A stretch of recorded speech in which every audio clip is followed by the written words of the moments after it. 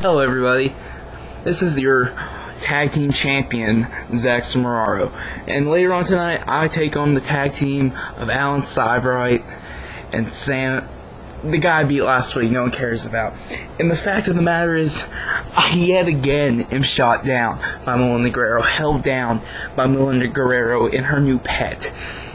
And until I get what I want, I'm not asking for the title. I'm not asking for you to hand me the championship. I want to earn it, but I demand. I'm not asking. I'm demanding for a shot. After SummerSlam, if I don't get this, there will be hell to pay. After SummerSlam, I don't care if it's Die Hard, I don't care if it's Styles, I don't care if it's fucking Ronald McDonald. Whoever's the power plant champion faces Semeraro. And like I just said, if that doesn't happen, Melinda, you might be visiting your husband in the hospital. You might be visiting your husband's former friend in the hospital. You might be visiting all your employees in the hospital. Because people will be dropping like flies once I realize I don't get what I want. Once you deny me my championship match once again. Hell, I mean, at least I should get my rematch clause, right? For a title I never lost. Your husband gets his. Your husband's in the title match. I'm not saying he doesn't belong there. Styles comes out of the blue and gets his match. No disrespect to him, but I'm 1-0 against him in the power play. It never aired because Die Hard once again shut down the company like he always does. Takes that monthly break. You and him just go away, take the power plant's money on some vacation, bring the power plant back when you run out of that money, start up again, repeat. This time it's not happening. Semeraro's not going to let it happen. And like I said, at SummerSlam, if I don't have an answer by then for the world title match, Steve, what's his name, Melinda Guerrero, Die Hard, Christopher fucking Billings won't be safe. I'll start breaking legs, snapping ankles, tearing Achilles. And I'll have myself known at SummerSlam. After I retain my tag team championships by myself, there'll be another groundbreaking moment in the history of Semeraro. And that's a simple fact. But on to tonight, like I said earlier, I faced Alan Seibrecht, a decent competitor, and I faced Sam Mysterio, who I beat last week. And the fans are wondering, am I serious about this whole one-man tag team thing? You're damn straight I am. You see, I thought about it. After I said that, I realized maybe I was wrong. Maybe there's someone who can compete with me, be my partner. And I realized there is no one on my level. There is no one on the level of Semeraro. No man can compete. No man can even rival the in-ring ability of myself. Sure, there are people better with charisma, people with better personalities with the fans, people who get what they want. They charm their way to the top. But trust me, when I say this, mark my words.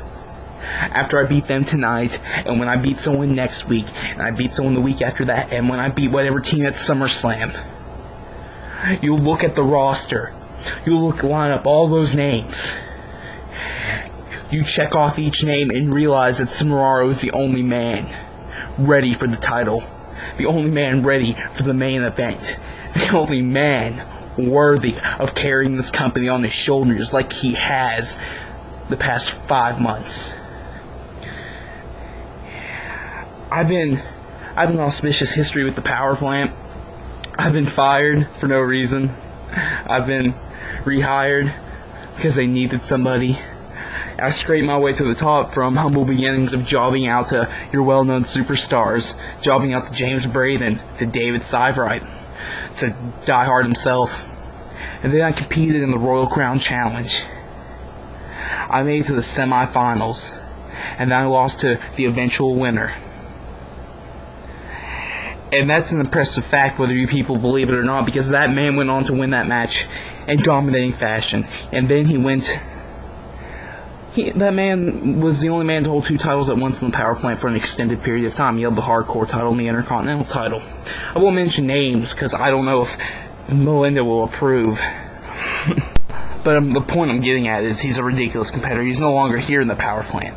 And from there, the power plant was shut down. Respectfully, I might add, not one of their little getaways. They needed to shut the company down. And I understand that when they reopened it, I was awarded a hardcore title match against Alan Siveright, and I beat him handedly when I drove him headfirst into the mat. And then, earlier in that, right after that match, there's a number one contender match, and guess who was in that number one contender match? Kieran, Douglas, and Styles. Styles won, meaning at the following pay-per-view, it was Semeraro, the champion, versus Styles for the hardcore championship. And you all never got to see what happened.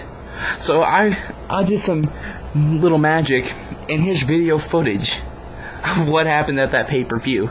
Go ahead and watch.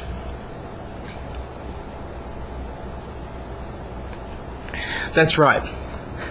I put your precious number one contender for the world championship. I muscle busted him straight through a flaming table. And after that, I went on to defend my championship all the way up until Collision, when Jordan Moore got the best of me. But I didn't let that get me down. No, I saw an opportunity. I teamed with Alan Siveright, who my career seems to be intertwined with at the sound of it. I teamed with him against Die Hard and Brick Wall for the tag team championships. And what happened was a 40-minute masterpiece of tag team wrestling. The amazing part was I carried that match after going 35 minutes through tables, through chairs, through ladders. I went through the hardcore war and then continued into the tag war. And then, following that, power plant ceased operations. We came back. Brands were split. I was on Raw. The talent was on SmackDown. I was competing on Raw with Alan Siveright, with David Siveright, the Siverights. And what happened was something magical. At the first pay-per-view, Semeraro became the power plant champion. Semeraro beat David Siveright, the man who was the power plant champion at Collision. He beat that man, the man he jobbed to when he first came, and poetic justice seemed to have served, but that wasn't the end, no. I had that title a couple months, it seemed, and it was gone. The power plant revamped, as you've seen, and I was left without my title.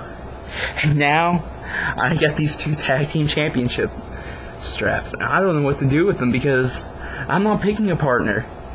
No one's on my level. And like I said, I'm not satisfied till I get my shot at the world title. So, Melinda, Tony, Styles, Baker, Billings. This is a Semeraro public service announcement basically saying your asses are on the line. Post SummerSlam, number one contender better be Semeraro, or the body count will start to rise. And I'll see you later tonight when I knock a bunch of foreign fools out.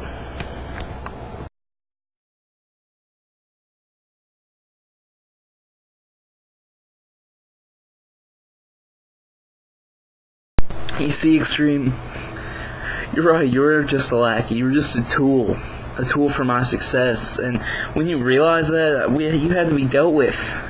So me and Matthews here, of course we dealt with you. So as you loll in your woes and you lie there in pain for making a stupid choice, you can think about how Zach Semeraro, along with Aaron Matthews, is going to be the greatest force the power plant has ever seen. You see, you weren't following me. You were beside me. We were equals. Me and you were spokes in the wheel of change. The change the power plant needs to survive. The evolution of the power plant that the Guerreros aren't involved in. That we control. The wrestlers control what we do. And now Aaron Matthews has replaced that rusty spoke known as Extreme. Now at SummerSlam, me and Matthews, we have to defend the tag team championships, and I see an opportunity to make a big impact. So this is a open challenge. Since you don't want to be with us, you're against us, and if you're against us, that's just not right. So at SummerSlam, you can pick any partner in the world. and Extreme. We'll see you there. But back to my point of the wheel of change. You see, after SummerSlam, the winds of change will be a tornado, and everyone will feel it. Die Hard will feel it, Melinda Guerrero will feel it, John Russell will feel it, Styles will feel it. Because if my prediction is correct, and I so assume that by the end of Hell in a Cell, somehow, someway, Die Hard will walk away with that Power Plant Championship like he always does. And I won't like it, the fans won't like it, Aaron Matthews here won't like it. But I can do something about it. Not a lot, that's something. I have leverage. Awarding me these tag team championships was a horrible idea. Because now I have the leverage of, will these titles last? When will I defend these championships? You can threaten me with suspensions, fines, firing me. But in the end, it's irrelevant. Because I'm one half of the tag team champions, along with one of my best friends, my partner, not my lackey, Aaron Matthews. And with this leverage, I will induce change. So after SummerSlam, like I've been warranting, like I've been petitioning for, I don't want a title match. I want to earn it. But I demand the show after SummerSlam, the Power Plant episode after SummerSlam, it be Semeraro competing against anyone you throw. I mean, anyone from Sam Mysterio to Craig Hazard to John Russells. No matter who you put there, it will be myself walking out, going on to face Die Hard, going on to face Styles. So fans, don't worry, your hero, your knight in shining armor, is on a steady charge with this valiant ally. And soon enough, the evil known as Die Hard, the evil known as Melinda Guerrero, will be gone. So congratulations, Die Hard. Enjoy your success, your health while you have it. You too, Styles. Because regardless of who's champion, and regardless of who's the loser at SummerSlam, after SummerSlam, I will make an impact heard around the world. Now hit my music.